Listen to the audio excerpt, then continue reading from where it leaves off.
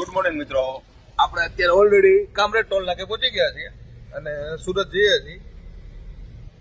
અમર ટ્રાવેલર્સમાં બેઠા છીએ રાજકોટથી. વોલ્વો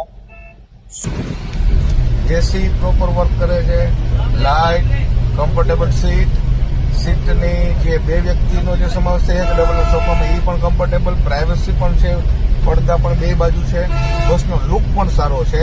તો હું રિકમેન્ડેડ કરી તમને કે રાજકોટથી સુરત આવવાનું થાય તો આ બસનો લાભ લેજો તમે. માં અમર ટ્રાવેલર્સ, જેની રાજકોટમાં ગોવર્ધન ચોકમાં ઓફિસ છે.